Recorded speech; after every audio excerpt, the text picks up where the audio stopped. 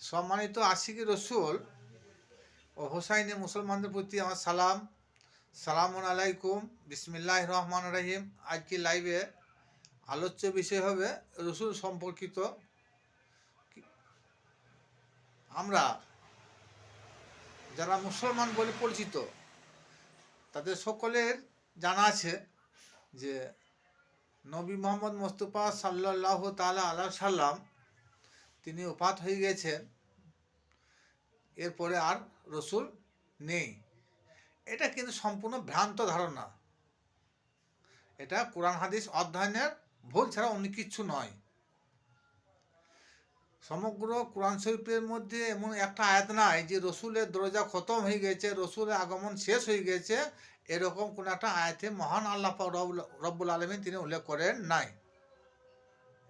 আসুন সেই সম্পর্কিত খুব সংক্ষিপ্ত রসুল সম্পর্কে কিছু মূল্যবান তথ্য আপনাদের সম্মুখে তুলে ধরব। রসুল কি? তিনি কি একজন ব্যক্তি?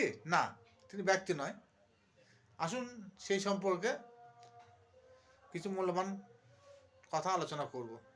রসুল তিনি যিনি অজানাকে আমাদের জানিয়ে দেন। আমরা যেটা জানতাম না সেই অজানাকে যিনি জানিয়ে দেবেন তিনি হবেন রসুল। রসুল মানে বার্তাবাহক, রসুল মানে প্রেরিত, রসুল মানে হাদি, রসুল মানে প্রতিনিধি। সূরা নিসা আয়াত নম্বর 64, এই আয়াতে মহান আল্লাহ পাক রব্বুল আলামিন তিনি বলেছেন, আমি যে কোনো রসুল পাঠিয়েছি কেবলমাত্র মানুষের জন্যে, মানুষ তাদের অনুগত্য স্বীকার করবে। আর কি করবে? মানুষ পাপ করবে, ভুলও করবে, অন্যায়ও করবে, তখন তারা কি করবে? আপন রসুলের নিকট ছুটে আসবে তওবা করার জন্যে। আল্লাহ পাক কি বলেন? তখন আমি তাদের গুনাহ মাফ করে দেব। এখন তার রসুল নাই, তাহলে বর্তমান আমাদের রসুল কে হবে? একটা চিন্তা বিষয় আছে। সমগ্র কোরআন শরীফে কোনো একটা আয়াত নাই যে রসুলের আগমন শেষ হয়ে গেছে। আল্লাহ বলেন, আমি কোনো গোষ্ঠী বা জাতি নাই যে সেই জাতি বা গোষ্ঠীর মধ্যে আমি রসুল না পাঠিয়ে তাদেরকে আমি শাস্তি দেবো। তাহলে আল্লাহ বলতে চাইছেন যে প্রত্যেকটা জাতি বা প্রত্যেকটি গোষ্ঠীর মধ্যে আমি রসুল প্রেরণ করে থাকি, আর যাদের প্রতি আমি রসুল প্রেরণ করি নাই তাদেরকে আমি শাস্তি দেবো না, তাদের কোনো হিসাবও নেবো না। আর যাদের প্রতি রসুল আছে, রসুল পাঠিয়েছি, তাদেরকে আমি শাস্তি দেবো। এবং রসুলের কথা তারা মানে নাই, যারা মানে নাই, রসুলের নির্দেশ মতো যারা চলাফেরা করে নাই, তাদেরকে আমি কঠিন শাস্তি দেবো। এটা বানী ইসরাইল আয়াত নম্বর 15। এছাড়া সূরা ইউনুসে আয়াত নম্বর 47, এই আয়াতে আল্লাহ পাক রব্বুল আলামিন বলেন, আমি প্রতিটি উম্মতের উপর একজন করে রসুল পাঠিয়েছি, প্রতিটি উম্মতের জন্য আমি একটা করে রসুল প্রেরণ করেছি। সূরা হজ আয়াত নম্বর 75 বা 75, এই আয়াতে আল্লাহ পাক রব্বুল আলামিন কি বলেছেন? আমি ফেরেশতা এবং মানব মণ্ডলী হতে রসুল প্রেরণ করে থাকি। করেছি বলেন নাই, করেছিলাম বলেন নাই, করিব বলেন নাই। করেছি মানে প্রেজেন্ট টেন্স, করছে দৈনন্দিন। উল্লেখিত আয়াত থেকে বোঝা গেল যে রসুলের আগমন শেষ নাই। এরপরও আল্লাহ পাক রব্বুল আলামিন বলেন, আমার রসুল তোমাদেরকে কোরআন শিক্ষা দিবেন, শিরক মুক্ত করবেন, হিকমত দিবেন বা হিকমত শিক্ষা দিবেন, আর অজানা বস্তুকে জানিয়ে দেবেন। এতে কিছু আলোচনা করার পর বোঝা গেল যে রসুল কোনো একটা ব্যক্তির নাম নয়, রসুল কোনো একটা ব্যক্তির নাম নয়, ইহা কয়েকটা গুণ বিশিষ্ট পদ ছাড়া অন্য কিছু নয়। উপরে উল্লেখিত গুণাগুণ যার মধ্যে থাকবে সেই ব্যক্তি হবে আল্লাহ রসুল।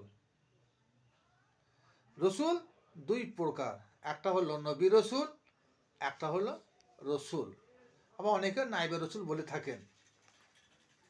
প্রত্যেকটি অলি আল্লাহ, গাউস, কুতুব, পীর, দরবেশ, শাইখ, পারিজগার, মমিন, মুত্তাকিন, আবদাল বান্দারাই হলেন আল্লাহর মনোনীত রসুল বা প্রেরিত রসুল।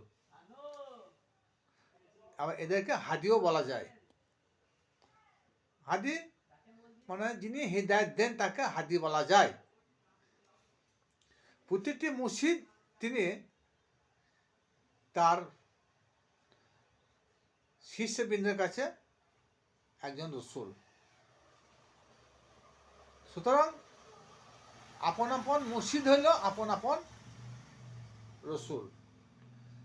তাই বুয়ালি শাহ কালান্দার রহমতুল্লাহ আলাই তিনি বলেছেন,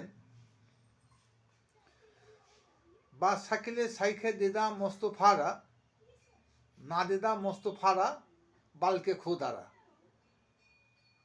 তিনি বলতে চাইছেন যে আমি যখন আপন মুর্শিদের হাতে হাত রেখে বাইত গ্রহণ করলাম, তখন এটা মুর্শিদের হাত নয়, তখন দেখলাম এটা রসুল পাক সাল্লাল্লাহু তাআলা আলাইহি সাল্লামের হাত। কিছুক্ষণ পর তিনি আবারও বললেন যে না, এটা রসুলের হাতও নয়, স্বয়ং আল্লাহ পাক রব্বুল আলামিনের হাত। সুবহানাল্লাহ। এই প্রমাণটা আল্লাহ পাক রব্বুল আলামিন কোথায় দিয়েছেন? সূরা আল ফাত 26 পারা আয়াত নম্বর 10 থেকে 12। আল্লাহ কি বলেছেন? ইন্নাল্লাযীনা ইউবাইয়ুনাকা ইন্নামা ইউবাইয়ুনাল্লাহা ইয়াদুল্লাহি ফাওকা আইদিহিম। আল্লাহ কি বলছেন এই আয়াতে? নিশ্চয় যারা বাইত গ্রহণ করেন তেনাদের হাতের উপর আমার হাত থাকে। সুতরাং যে হাতে বাইত গ্রহণ করেছেন সে হাতটা তার হাত নয়, আল্লাহ বলছেন সে হাতটা হলো স্বয়ং আমারই হাত। সুতরাং যারা মুর্শিদ হাতে বাইত গ্রহণ করেছেন তারা সে মুর্শিদ হাত নয়, স্বয়ং আল্লাহ বলেন এটা আমারই হাত। সুতরাং আল্লাহর হাতে বায়েত মানে আপন মুর্শিদ হাতে বায়েত, আর মুর্শিদের বায়েত আল্লাহর বায়েত। আবার আল্লাহ পাক রব্বুল আলামিন সূরা নিসাতে কি বলেছেন? মাই ইয়াতু রাসূলা ফাকাদ দাতা আলা। যে ব্যক্তি রসুলকেই দেখলো সে আল্লাহকে দেখলো, যে রসুলের অনুসরণ করলো সে আল্লাহরই অনুসরণ করলো, যে রসুলের ইত্তেবা করলো সে আল্লাহরই ইত্তেবা করলো। তাহলে এখান থেকে বোঝা গেল যে রসুল দেখা আল্লাহ দেখা, রসুল স্মরণ আল্লাহ স্মরণ, রসুলের মহব্বত আল্লাহর মহব্বত। আল্লাহ পাক রব্বুল আলামিন কোনো এক জায়গায় বলেন নাই যে যে ব্যক্তি আল্লাহকে দেখলো সে রসুলকেই দেখলো, যে ব্যক্তি আল্লাহকে ভালোবাসলো সে রসুলকে ভালোবাসলো, যে ব্যক্তি আল্লাহর অনুসরণ করলো সে রসুলের অনুসরণ করলো। এ কথাটা আল্লাহ রব্বুল আলামিন কোনো জায়গায় বলেন নাই। তিনি বলেছেন না, রসুলের স্মরণ আল্লাহ স্মরণ, রসুলের মহব্বত আমার মহব্বত, রসুলের ইত্তেবা আমার ইত্তেবা। এরপরেও তিনি আরও বলেছেন রসুলের জুবান আমার জুবান, রসুলের হাত আমার হাত। আবারও বলেছেন হাদিস কুদসিতে, যে ব্যক্তি অত্যাধিক নফল ইবাদত বন্দিতে মগ্ন থাকে তার প্রত্যেকটি অঙ্গ প্রত্যঙ্গ তখন আমার হয়ে যায়। সুবহানাল্লাহ। তাহলে এখান থেকে বোঝা গেল প্রত্যেকটি গোষ্ঠী এবং জাতির মধ্যে আল্লাহ পাক রব্বুল আলামিন যুগে যুগে রসুল প্রেরণ করে থাকেন। হ্যাঁ, সেই জাতির সেই গোষ্ঠীর ভাষাভাষী করে আল্লাহ বলেন আমি রসুল প্রেরণ করে থাকি, যাতে আমার কালাম সহজ সরলভাবে তাদের কাছে পূজা করতে পারেন। এটা সূরা ইব্রাহিম আয়াত নম্বর 4। আসসালামু আলাইকুম ওয়া রাহমাতুল্লাহি ওয়া বারাকাতুহু।